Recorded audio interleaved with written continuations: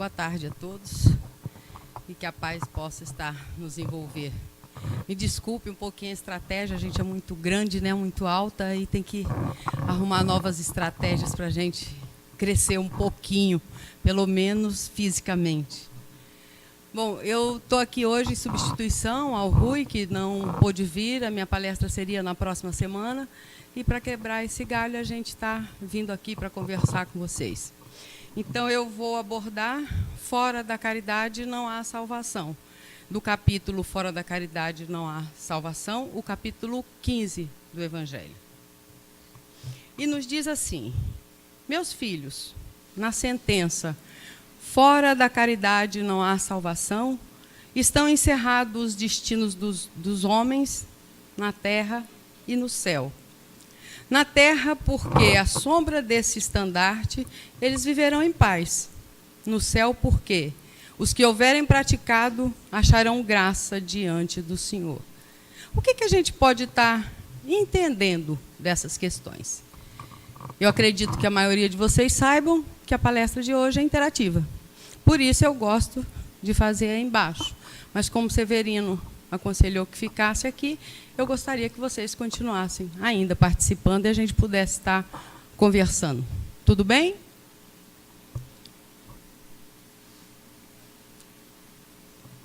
E aí, o que a gente pode entender dessa situação onde a espiritualidade nos fala que dentro de Fora da Caridade não há salvação, estão encerrados todos os destinos dos homens, no céu e na terra. Por que será? O que é que vocês acham?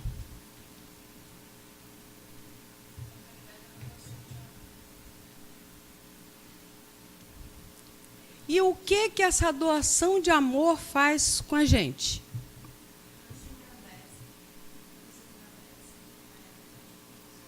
Nos engrandece em que sentido?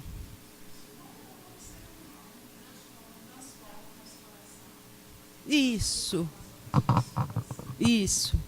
É importante a gente começar a pensar por que a espiritualidade traz para a gente esse tipo de citação, falando que a caridade encerra todos os destinos do homem no céu e na terra. Porque a caridade nos faz ser melhor a cada dia. A partir do momento em que eu começo a olhar mais a dor do outro e começo a querer ajudá-lo, isso vai fazer com que eu vá me tornando a cada dia melhor. E isso vai ser bom para mim e vai ser bom para os outros. Então, isso encerra todo o nosso destino, porque, conforme a caridade que eu houver feito, eu vou estar num lugar melhor aqui, como no plano espiritual, a nossa verdadeira casa. Então, quando a gente começa a pensar nessa situação, do bem que nos faz fazer a caridade, começa a fazer sentido de como é bom ser bom. Que a gente vive falando isso, mas na maioria das vezes não presta atenção no que a gente fala. Então é interessante a gente começar a pensar que como a caridade nos transforma. E às vezes é preciso que a gente se exercite para praticar a caridade.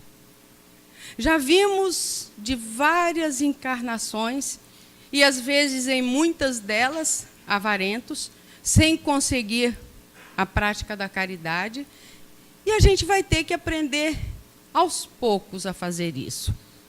Às vezes olhamos para as pessoas e elas sempre estão esperando amanhã para fazer alguma coisa. Ou quando eu puder, ou quando eu tiver dinheiro, ou quando eu tiver tempo, ou quando, e esse quando às vezes não chega. Então é necessário a gente parar e pensar, o meu quando é hoje. E é hoje que eu tenho que começar a fazer a caridade, porque eu sei que é através dela que eu vou me tornar melhor e vou fazer o melhor para os outros. E isso vai nos ajudar grandemente na solução dos nossos problemas e de todas aquelas dificuldades que nos rodeiam no dia a dia. Porque, inclusive, até o nosso olhar diante das dificuldades se modificam. Então, às vezes para eu fazer uma caridade, às vezes eu olho um pedinte na rua e eu penso assim, meu Deus, eu vou dar o dinheiro para ele, ele vai beber. Ou eu vou dar alguma coisa, uma fralda, um remédio, e ele vai trocar por droga. E aí isso nos congela e faz com que a gente não repasse esse dinheiro. À medida que vamos nos treinando, experienciando essas situações, nós vamos descobrindo que para nós não vai importar o que é que o outro vai fazer daquela atitude que a gente fez. O importante foi a intenção com que eu fiz. Se a minha intenção for boa, o que o outro vai fazer não é problema mais dele. Na semana passada, estávamos conversando numa reunião nossa aqui da casa e falando justamente da gente parar, às vezes, no sinal e ter muitas crianças pedindo e que a gente olha, às vezes as mães estão sentadas e as crianças pedindo. E eu comentei com as pessoas do nosso grupo que já entendi aquela situação. Eu conheço uma pessoa que foi mandada embora do emprego porque não tinha com quem deixar os filhos. Aí começou a levar os filhos para o emprego. Alguém aqui quer que alguém vá trabalhar em sua casa, na sua empresa e tudo, e leva aquela renca de criança? A gente não quer. Essa moça de quem eu estou falando, ela com pós-graduação, muito experiente em seu trabalho, chegou para mim e falou, Zara, eu vou para o sinal, porque eu não sei o que é que eu vou fazer com as minhas crianças.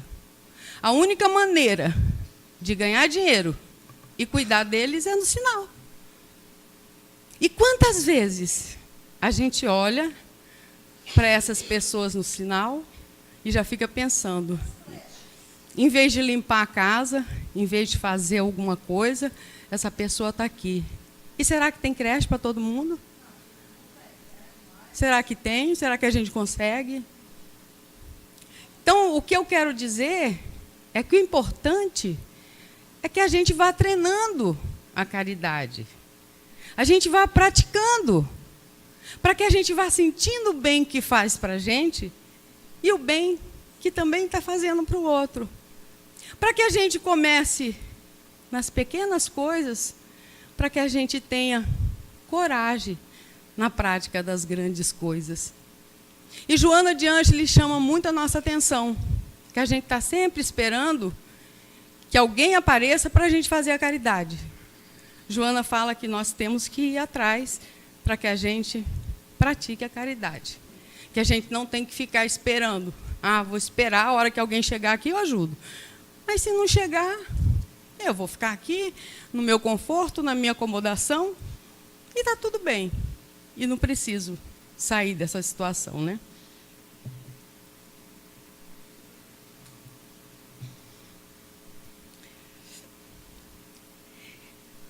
Essa divisa é o facho celeste, a luminosa luz que guia o homem no deserto da vida, encaminhando-o para a terra de promissão. Como é que é o nome dele, o Dutra? Haroldo. O Haroldo Dutra, ele fala que essa terra de promissão, tanto prometida por Jesus, ela não se encontra num espaço físico. Ela é uma questão que a gente busca dentro de nós.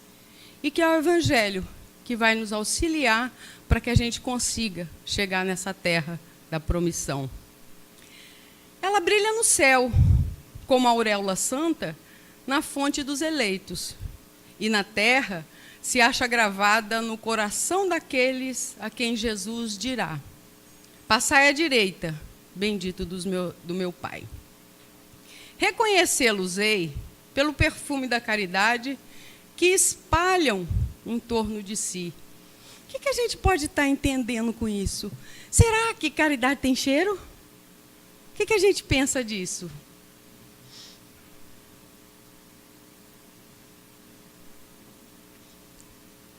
Repetindo em português agora. Será que caridade tem cheiro?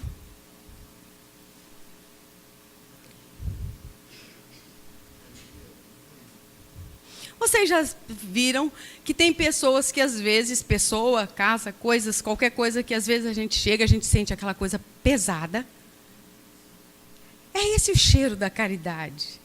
Quando você chega, ou que as pessoas chegam, sente aquela coisa leve, sente aquela coisa boa de estar com você. É como se fosse um perfume, porque essa energia exala. E a gente consegue contagiar os outros. Tem pessoa que às vezes chegam para a gente e fala: poxa, só de você me abraçar eu já estou bem. O que é isso? É esse perfume de fazer o bem, que vai nos contagiando e que vai nos auxiliando nesse nosso crescimento. Nada exprime com mais exatidão, nada resume tão bem os deveres do homem como essa máxima de ordem divina. Não poderia o Espiritismo provar melhor a sua origem do que apresentando-a como regra, por isso mesmo é um reflexo do mais puro cristianismo. Levando-a por guia, nunca o homem se transviará.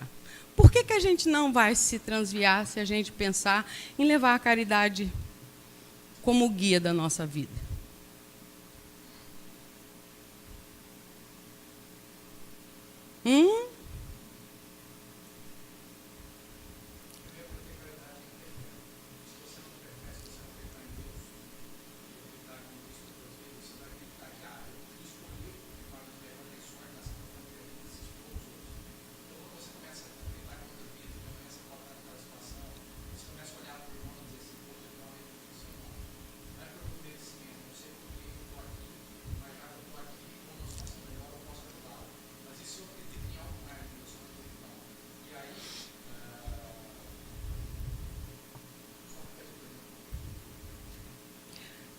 Por que a gente, baseado na caridade, a gente não se transviará do caminho?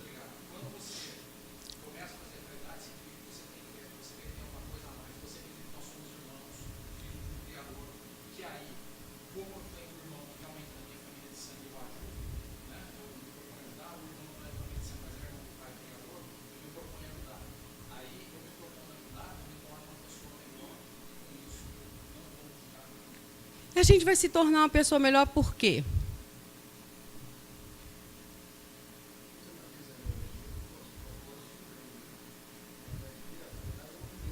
Vocês estão ouvindo?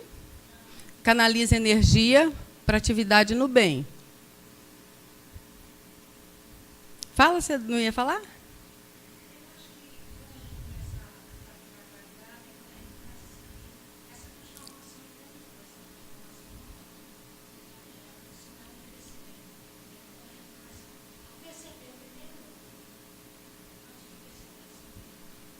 A caridade não vai nos desviar nunca do caminho certo, porque a base da caridade é o amor.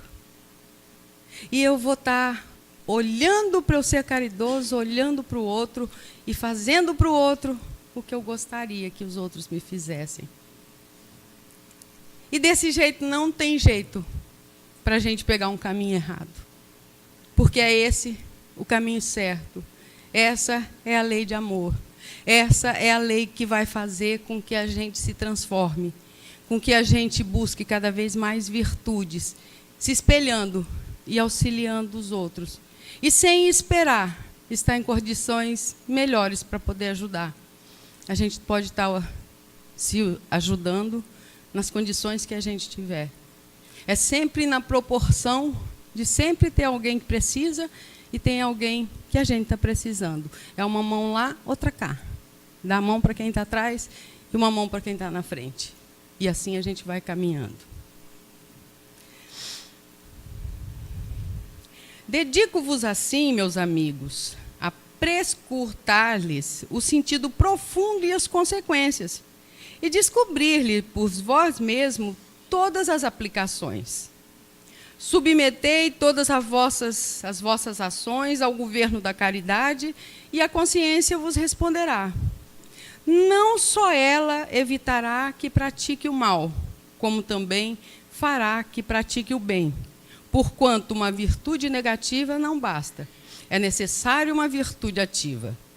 Para fazer-se o bem, mister sempre se torna a ação da vontade.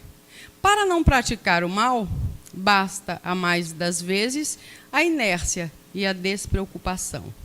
Meus amigos, agradecei a Deus o haver permitido que pudesses gozar a luz do Espiritismo. Não é que somente os que a possuem é que serão salvos. É que, ajudando-vos a compreender os ensinos do Cristo, ela vos faz melhores cristãos. Esforçai-vos, pois, para que os vossos irmãos, observando-os, sejam induzidos a reconhecer que o verdadeiro espírita e o verdadeiro cristão são uma só e a mesma coisa, dado que todos quantos praticam a caridade são discípulos de Jesus, sem embargo de seita a que pertence. Paulo, o apóstolo, Paris, 1860. Então, por que a prática da caridade define tanto o destino do homem no céu e na terra?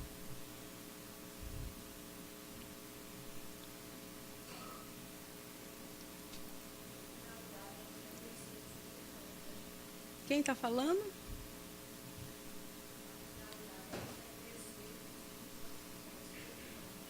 Reconhecermos?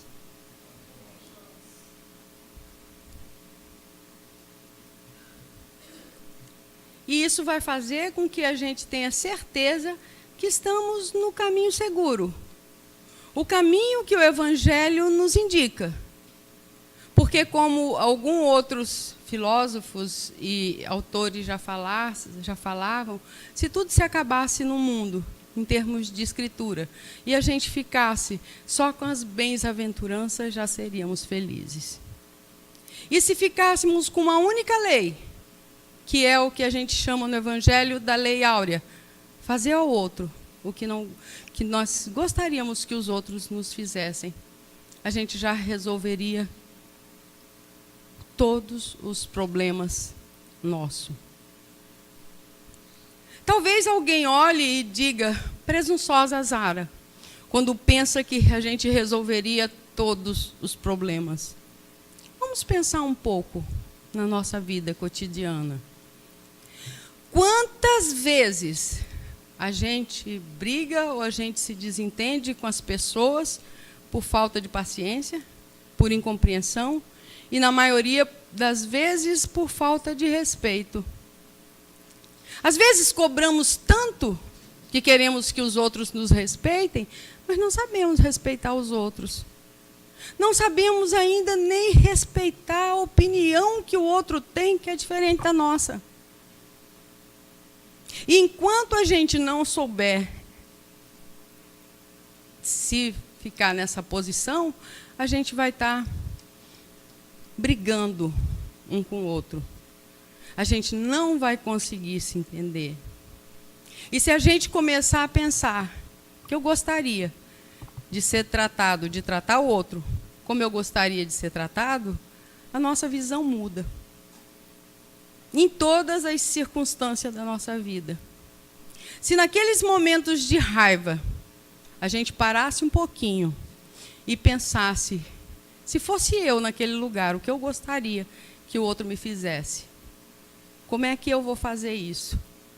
E a gente respirasse fundo e fizesse diferente.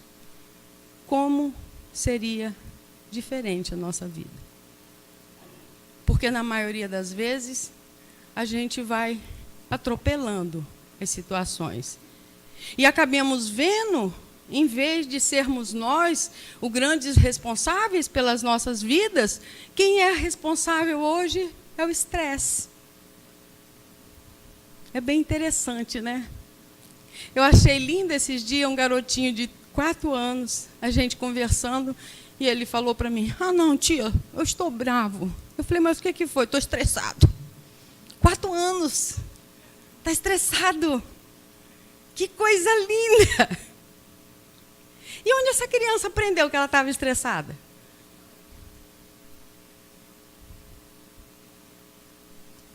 Então, a gente está culpando os nossos estresses, a gente está culpando a nossa falta de respeito por tudo que acontece na nossa vida. Enquanto que a doutrina espírita vem e fala para nós: vocês são responsáveis por tudo da vida de vocês. Eu não sei, mas para mim isso me dá uma liberdade imensa, porque eu me sinto livre para escolher se eu quero ser feliz, se eu quero ficar triste, se eu quero ficar bem, se eu quero ficar alegre. Vai depender da postura de cada um de nós na vida. A doutrina espírita apagou aquela ideia que tem aquele velhinho lá no céu que controla a nossa vida e que ele é que manda em tudo.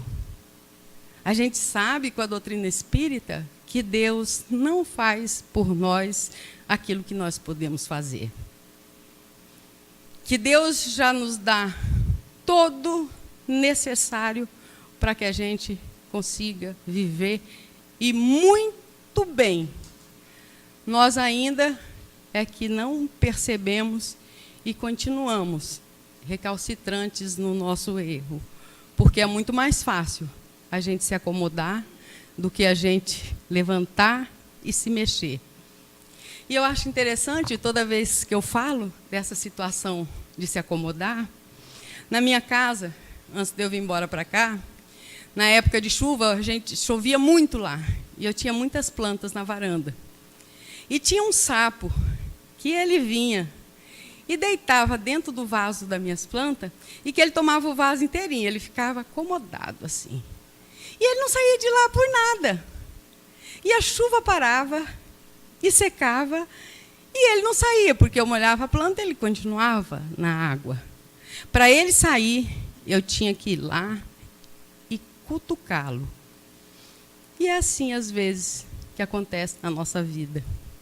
A gente está lá, folgado, acomodado, dentro do nosso conforto, está tudo direitinho, aí acontece aquela coisinha que vem cutucar a gente, para a gente sair dali e a gente ainda acha ruim. O sapo também achava ruim.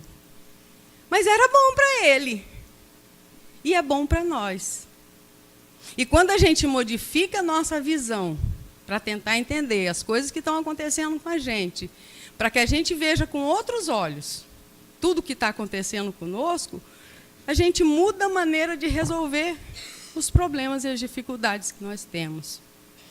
Porque se eu pensar, sou eu que sou responsável por essa doença que está acontecendo. Então, para que essa doença está acontecendo comigo?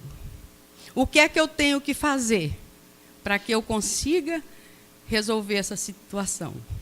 O que é que eu tenho que aprender com isso? E sem a gente culpar mais ninguém, nem a mãe, nem o pai, nem o governo, nem Deus, somos nós, que por algum motivo estamos precisando daquela experiência para que a gente consiga se transformar e consiga crescer. É possível cometer engano ou nos transviarmos se nos deixarmos guiar pela caridade? Por que não?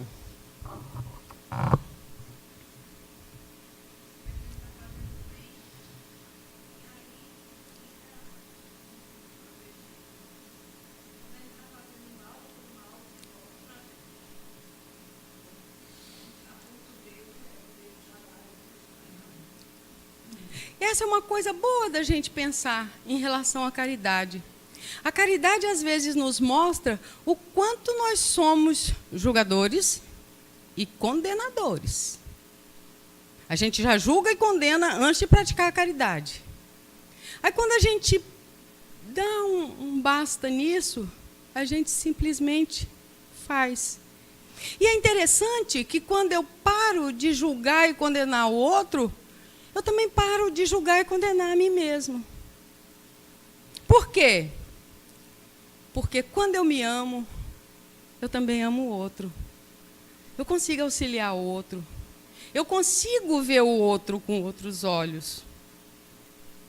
Então, as pessoas que falam e que veem muita coisa em relação aos outros, também são muito severas consigo, porque querem ser perfeitas. E é uma perfeição que, pelo menos por enquanto, a gente não vai conseguir. E aí essas pessoas, quando erram ou cometem algum equívoco, o chicote canta, né? Então é necessário que a gente comece a visualizar essa questão para fora e vá aprendendo também para dentro, para que a gente consiga perdoar o outro e consiga também se perdoar. E é a caridade nos transformando. E é a caridade a cada novo dia mostrando para nós que nós temos outras perspectivas. Que a gente pode caminhar por outros caminhos. Às vezes é tão difícil para nós auxiliar as pessoas. A gente vive num mundo onde o que mais a gente vê é o medo disseminando e criando campo. E na maioria das vezes, nós, em vez de pararmos aquela situação, a gente ainda alimenta para que esse medo caia. Então a gente vê situações onde você passa, tem alguém caído, eu não vou ajudar, porque eu estou com medo do que vai acontecer. Aí eu passo direto. Aí eu não vou ajudar porque eu não sei se eu vou ser assaltado. E a gente vai ficando mais endurecido. E a gente começa a pensar, será que se eu tiver realmente em dia com a minha caridade, estiver ajudando os outros, estiver fazendo o melhor de mim para os outros, será que essas coisas ruins vão acontecer comigo? E se acontecerem, para que isso aconteceu comigo? O que é que eu tenho que aprender com essa situação? E a vida da gente vai se tornando mais fácil. Porque eu paro de ter compromissos que não sejam aqueles direcionados ao bem. E é um bem que hoje não é mais exclusivo só para mim. Porque a gente já teve um momento lá atrás que a gente só pensava de bem exclusivamente para a gente. É só para mim e eu quero todo o bem para mim. Os outros que se virem, né? E nessa questão da caridade, a gente vai acabando com o egoísmo, vai acabando com o orgulho e a gente vai adquirindo muitas outras virtudes junto com ela. Não fazer o mal é uma forma de caridade?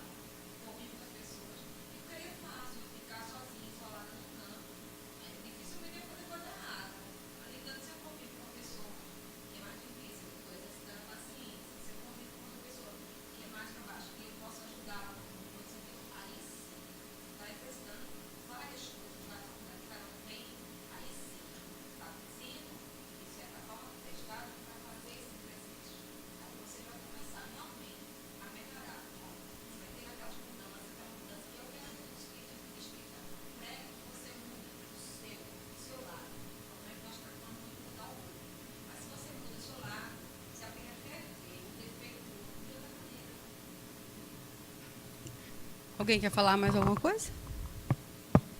É interessante a gente pensar nessa questão. Para não fazer o mal, o que é que precisa? Como a amiga falou.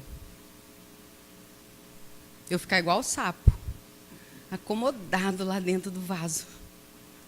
Não estou fazendo nada para ninguém. Não estou incomodando, não estou fazendo para ninguém nem para mim, né? Está tudo normalzinho ali, está tudo direitinho. Mas para fazer o bem, eu vou ter que cutucar, levantar e fazer alguma coisa. E hoje a gente já sabe que a fé sem obras não leva a gente a nada. Então a gente vai ter que estar fazendo alguma coisa, vai ter que estar ajudando, e não fazer o mal não significa que a gente esteja fazendo o bem. E é impressionante essa questão, é aquela coisa, eu acho que... Quem aqui já viu o livro A Lei de Atração? Então, se falou muito, uma época atrás, desse livro, A Lei da Atração. E a gente começou a achar que era tudo muito simples, né? Eu levanto de manhã e fico, hoje meu dia vai ser bom, hoje meu dia vai ser bom, hoje meu dia vai ser bom, hoje meu dia vai ser bom. Da boca para fora, eu falando tudo isso e acreditando que eu vou atrair esse dia bom para a gente. Mas aqui dentro... Está tudo um pandemônio. Estou com raiva da minha amiguinha que fez não sei o quê. Eu quero fazer outra coisa que não é bem legal para o outro, me vingar do outro que está ali e aquilo está aqui. Vai vir as coisas boas para a gente. A gente vai receber esse dia bom. E quando a gente pratica a caridade? Tudo que a gente busca vai estar ao nosso encontro. E isso não acontece só nas coisas emocionais, espirituais, em termos de energia. Isso acontece em termos materiais. Eu estou procurando uma casa X, e estou procurando. Daqui a pouco aquela casa cai no meu colo. Quem me deu aquela casa? Eu estou procurando um carro assim. Daqui a pouco aquele carro está ali dentro. Eu saio... Tenho que estacionar em um lugar que é horrível para estacionar e tudo. Eu chego lá, minha vaga está lá. Isso é essa questão. O que eu busco está ao meu encontro. Por quê? Porque eu estou fazendo bem, eu estou toda envolvida naquela energia do bem, eu estou fazendo o melhor que eu posso, e tudo... essa energia ela funciona assim. A gente costuma pensar muito... nas energias ruins e que o mal que a gente faz para os outros volta. E a gente esquece que o bem que a gente faz também está voltando. Então, sempre está fazendo isso. Então, quanto mais bem eu fizer, principalmente desinteressadamente, esse bem vai estar sempre voltando para mim. E é sempre as coisas boas vão estar acontecendo comigo. É bem por aí essa situação. A salvação do espírito depende de uma religião em particular?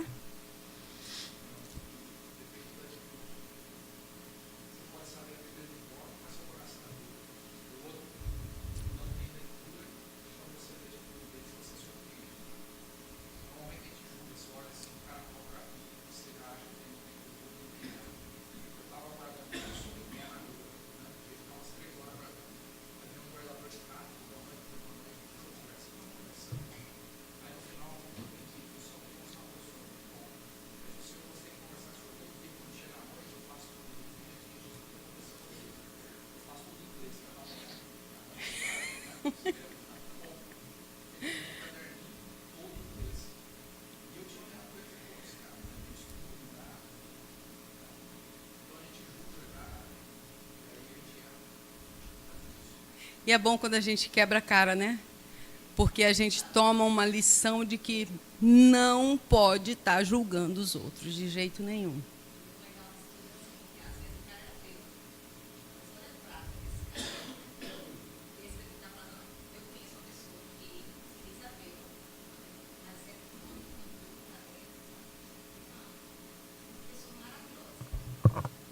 É necessário que a gente se conscientize que nós espíritas precisamos das coisas bem explicadinhas, saber das vantagens que a gente tem e que às vezes não tinham sido faladas em outras religiões para a gente gente faça tudo direitinho, mesmo se responsabilizando. E o Evangelho até às vezes diz para a gente que nós somos os últimos, né?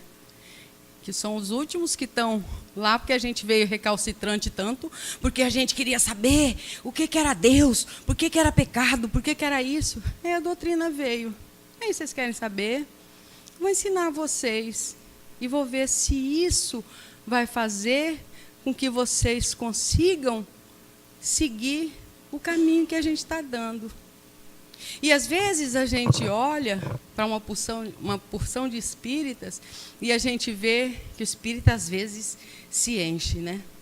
Eu conheci uma pessoa que tudo que ela falava, ela dizia assim: não, antes de eu ser espírita, agora que eu sou espírita, isso era um referencial na vida dele.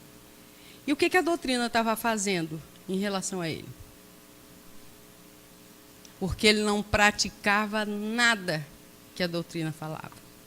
Então, as religiões, elas servem para nos esclarecer, para dar um norte na nossa vida, para nos mostrar o caminho certo a seguir. Aí nós, como a gente já estava lá careca de tanto ficar perguntando e ninguém falava para a gente como que as coisas aconteciam, como que eram as coisas, a doutrina veio e clareou, né? E nos ensinou, e nos mostrou. Hoje, são poucos os mistérios que a gente ainda tem dúvida, que a gente pensa, mas a maioria das coisas a gente tem trocentas explicações. Antes as pessoas não sabiam por que a gente sofre. Para onde que a gente vai depois que a gente morrer? Existe inferno, existe céu. A doutrina veio esclarecendo tudo isso da gente e nós se achamos. Olha, a gente sabe de tudo. E sabe de tudo e não pratica. Aí quem vai ser melhor? Aquele ateu, que a gente acha que não sabe de nada, mas que pratica sempre a lei de Deus, né?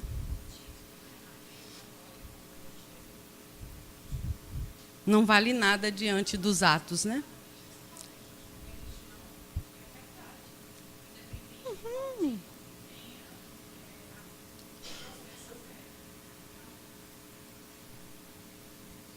Então, é importante que a gente tenha, assim, um segmento religioso. Mas o segmento religioso, por si só, não faz com que sejamos melhores do que ninguém. O que faz realmente que a gente consiga ser melhor para nós mesmos é a nossa mudança, a nossa transformação interior. E esse é o grande objetivo da doutrina espírita. É nos tornarmos pessoas melhores. Porque a gente sabe que não vai ficar aqui, que a nossa verdadeira pátria é a pátria espiritual, que a gente está aqui de passagem e que a gente fica cada vez mais se apegando às coisas que a gente tem aqui, sem pensar que tudo vai ficar e que a gente vai embora, até esse corpício vai ficar por aqui. E vai se acabar também, né? Então, a gente vai ter que aprender a cada dia a pensar que somos espíritos imortais, numa fase transitória aqui na Terra, para que a gente aprenda. E que daqui a pouco a gente está voltando para casa. E voltar para casa vai ser bom ou vai ser ruim? Dependendo do que a gente está fazendo aqui. Para que a gente pense que a nossa vida continua. Se eu sou boa aqui, eu vou ser boa no plano espiritual. Se eu não for, também não vou ser. Se eu for encrenqueira, no plano espiritual, vou ser encrenqueira também. Então, todas as coisas continuam. A gente só está mudando de dimensão. Então, é preciso que a gente se conscientize o quanto antes que a gente tem que melhorar. Mas não é melhorar porque Deus quer. Não é melhorar porque a doutrina fala. Porque a gente sabe que é o caminho para ser feliz. Se a gente não se transformar, não vai ser feliz. Alguém aqui não quer ser feliz? Eu penso que todos nós buscamos a felicidade. Só que a gente ainda não se conscientizou que felicidade é igual à perfeição. A gente só vai ser feliz plenamente quando for perfeito. Mas uma notícia boa, o caminho para a perfeição já deixa a gente muito feliz. Por quê? Porque tudo que eu busco está ao meu encontro. Eu estou fazendo bem, o bem está voltando. Eu estou fazendo bem, o bem está voltando. E às vezes a gente pensa que para fazer o bem, precisa melhorar, precisa de alguma coisa. Às vezes o bem se faz no silêncio, no anonimato, quando a gente faz uma prece para alguém, quando a gente tira por menos uma ofensa que alguém nos faz, quando a gente vai visitar alguém que está internado no hospital, está na cadeia, quando a gente abraça alguém, quando a gente, às vezes, só sorri para alguém, quando a gente levanta de manhã e dá um bom dia para a pessoa que está do nosso lado, que às vezes a gente levanta e mal se olha, e às vezes não dá nem tempo, né? Levanta correndo, toma café e sai naquela correria, e da gente começar a se olhar, que às vezes é preciso esse nosso bom dia, dependendo de como a gente está falando desse bom dia, está enchendo o outro de vibração e que realmente isso vai ser um bom dia. Então, o nosso desejo intensificado com as nossas energias do bem vão fazer que realmente o nosso dia e o dia do outro seja um dia realmente seja um dia realmente muito bom e muito prazeroso. Eu queria, para a gente fechar, ler uma historinha que tem aqui desse livro, só para a gente ter uma ideia de quanto é importante a caridade. A história é a história de um pão, do livro Espírito Verdade, psicografada por Chico Xavier. Quando Barçabás, o tirano, demandou o reino da morte, buscou Debarde reintegrar-se no grande palácio que lhe servia de residência. Então, Barçabás morreu e ele voltou para o palácio dele, voltou para casa, né? Porque assim, lembra? A gente morre, mas a vida continua. O corpo morreu. Então, às vezes, a gente quer voltar para casa. Às vezes, a gente quer continuar fazendo as coisas que a gente fazia. A gente volta para o centro. Aí, no centro, ainda tem as reuniões mediúnicas que a gente pode vir falar alguma coisa, né? Mas a gente pode ficar nessa situação. A viúva, alegando infinita mágoa, se desfizera da moradia e vendeu todos os seus adornos. Viu ele, então, que as bachelas, os candelabros, as telas, e os jarrões, os tapetes e perfumes, joias e relíquias, sob o martelo do leiloeiro, foram se acabando. E os filhos brigavam no tribunal, disputando a melhor parte da herança. Ninguém lembrava seu nome, desde que não fosse para reclamar do ouro e da prata que ele tinha deixado para outra pessoa, a não ser aquela que reclamava. E porque na memória de semelhantes amigos, ele não passava agora de sombra, ele tentou o interesse afetivo de companheiros da infância. Então ele procurou tantos amigos que ele tinha naquele momento, e ele viu que ele não conseguia, que ninguém lembrava dele, que ninguém fazia nada por ele, que ele começou a pensar nos amigos da infância. Todavia, entre esses, encontrou simplesmente recordações dos próprios atos de malquerência e de usúria. Então, só encontrou as coisas ruins que ele fez, né? Barçabás entregou-se às lágrimas, de tal modo que a sombra lhe embargou, por fim, a visão, arrojando nas trevas. Vagueou por muito tempo no nevoeiro, entre vozes assustadoras, até que um dia aprendeu a pedir em oração. E como se a rogativa lhe servisse de bússola, embora caminhasse às escuras, eis que de súbito se lhe extingue a cegueira e ele vê diante dos seus passos um santuário sublime, faiscante de luz. Milhões de estrelas e pétalas fulgurantes povoavam-no em todas as direções. Barsabás, sem perceber, alcançara a casa das preces, nas faixas inferiores do firmamento. Essas casas existem nas regiões umbralinas, onde tem essas casas da prece, onde você pode ir. Todas aquelas preces que a gente faz, elas vão para o endereço que elas foram dedicadas, né? Não obstante deslumbrado, ele chorou o impossível ante o ministro espiritual que violava no pórtico. Após ouvi-lo, o generoso funcionário lhe falou: Barsabás, cada fragmento luminoso que contempla é uma prece de gratidão que subiu da terra. Aí ele olhou e falou: ai de mim, e começou a chorar, né? Eu jamais fiz o bem, então não tem nenhuma estrelinha aí para mim, né? Nenhuma prece. Aí o amigo disse para ele: em verdade, trazes contigo, em grandes sinais, o pranto e o sangue dos doentes e das viúvas, dos velhinhos e dos órfãos indefesos que despojastes nos teus dias de vigilância e crueldade. Entretanto, tens aqui em teu crédito uma oração de louvor. E apontou uma acanhada estrela que brilhava lá longe, a feição de pequeno disco solar, aquela estrelinha pequenininha que estava lá longe.